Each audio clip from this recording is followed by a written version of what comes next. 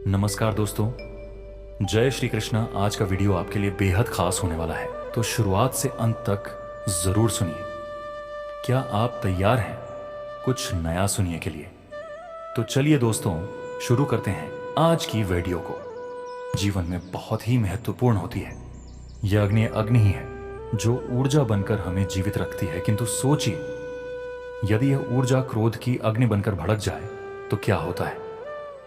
एक तिनके में लगकर संपूर्ण वन को भस्म कर देती है।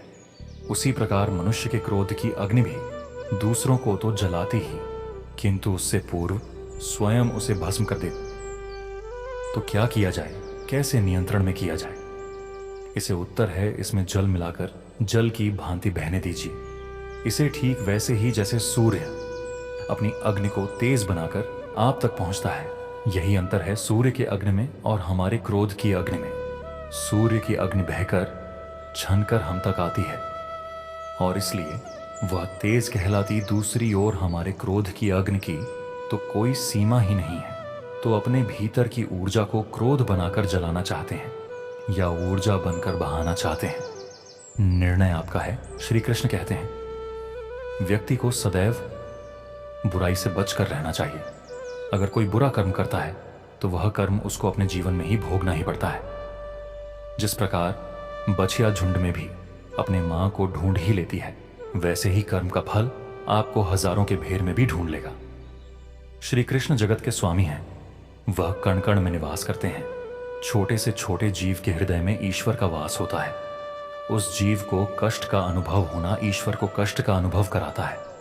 अर्थात किसी जीव को कष्ट देकर अपने ईश्वर को खुश कैसे देख सकते हैं? जीवन में आगे बढ़ने के लिए, अपनी अलग पहचान बनाने के लिए यदि आपको क्रांतिकारी बनना पड़े तो इससे पीछे ना हटें।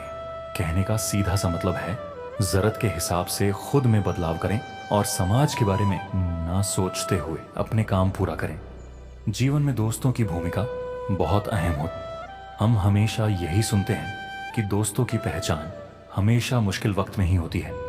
जिस तरह भगवान कृष्ण ने पांडवों के मुश्किल वक्त में उनका साथ दिया था, वैसे ही आपको भी अपने दोस्तों का साथ देना चाहिए। इसके साथ ही आपको ऐसे ही दोस्त बनाने चाहिए जो आपके मुश्किल वक्त में आपके साथ खड़े रहे। जीवन में हार जीत लगी रहती है, लेकिन सफलता सिर्फ उसी व्यक्ति को मिलती है जो अपनी गलतियों और हार से सीख लेकर आगे बढ़े। हार कर निराश होना किसी भी समस्या का हल नहीं है। किसी भी परिस्थितियों से लड़ने के लिए उसके लिए एक बेहतर रणनीति बनाना बहुत जरूरी है। बिना रणनीति के आप हर मोर्चे पर कामयाब नहीं हो पाएंगे।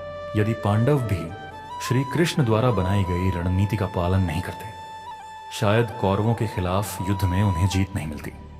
जीवन में सफल बनने के लिए व्यर्थ की चिंता के साथ साथ भविष्य के बारे में भी नहीं सोचना चाहिए। हमें हमेशा अपने वर्तमान को बेहतर बनाना चाहिए। यदि आप अपने वर्तमान को संवार लेते तो आपका भविष्य अपने आप ही बेहतर बन जाएगा। इच्छा, निर्णय और निश्चय, यह शब्द हमने हमारे जीवन में कई बार सुने हैं, है ना? जीवन में बहुत बार बहुत कुछ पाने की इच्छा होती है, किंतु क्या केवल इच्छा करने से कुछ बदलता है, कुछ प्राप्त होता है?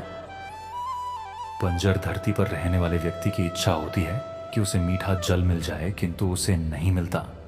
जिसने कुआं खोदने का निर्णय कर लिया, उसे धारा खोदने के लिए कुदाल मिल ही जाती है, और जो निश्चय कर चुका है उसे देर सवेर मीठा जल प्राप्त हो ही जाता है।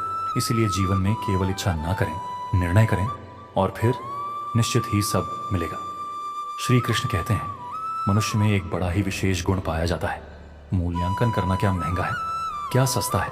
जिसे खरीदने के लिए अधिक धन लगे, अधिक परिश्रम लगे, वह महंगा। जिसे खरीदने के लिए कम दाम, कम परिश्रम लगे, वह सस्ता। परंतु क्या यही पूर्णतया सत्य है? मान लीजिए आपके सामने एक पात्र है जिसमें जल भरा है और दूसरी तरफ एक सोने का सिक्का। अब बताइए, इन वस्तुओं में अधिक महंगा क्या है? आप कहेंगे, सीधी सी बात है, सोने का सिक्का ही अधिक महंगा होगा। इस सोने के सिक्के से आप ऐसे कई सारे जल के पात्र खरीद सकते हैं। हाँ, ये सत्य है। अब सोचिए, यदि आप किसी मरुस्थल के बीचों बीच फंसे हुए हैं, प्यास से तड़प रहे हैं, तब क्या महंगा होगा?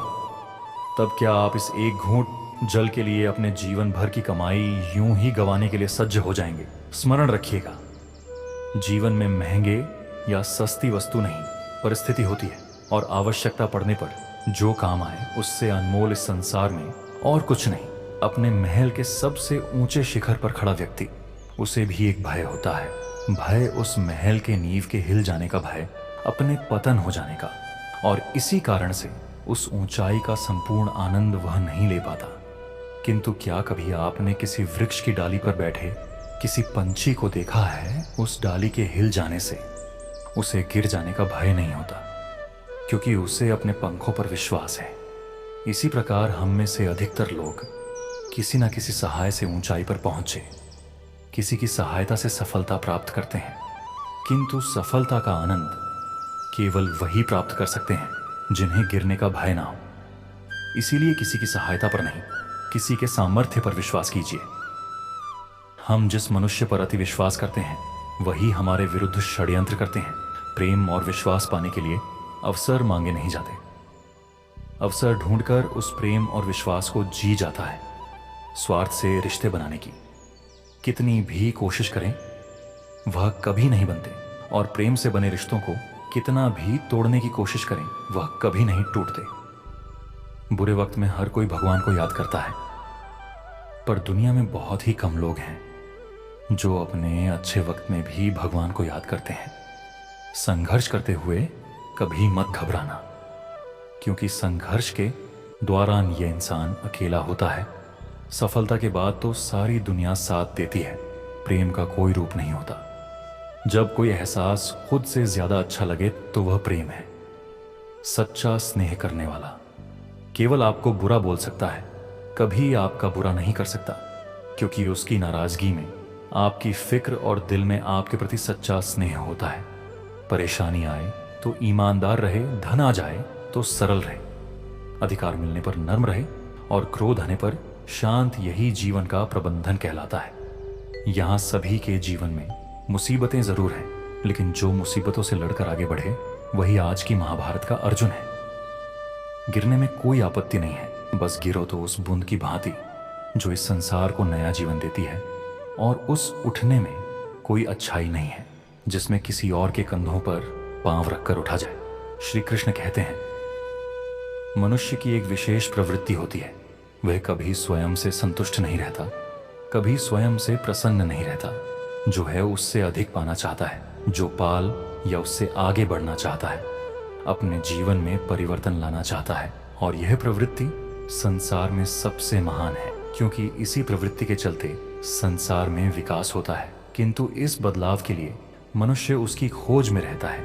जो उसके जीवन में बदलाव ला सके, उसे मार्ग दिखा सके, उसके जीवन में परिवर्तन ला सके। और इसके मनुष्य संसार भर में उसे खोजता है जो उसके पास है। बताइए कौन? यदि कोई आपका जीवन बदल सकता है तो दर्पण देखिए। वह आप स्वयं हैं जो आपका जीवन बदल सकता है। वह आप स्वयं हैं जो स्वयं को मार्ग दिखा सकता है, जीवन में बदलाव ला सकता है, परिवर्तन ला सकता है। इसीलिए पहचानिए अपने भीतर की शक्ति को और विश्वास कीजिए।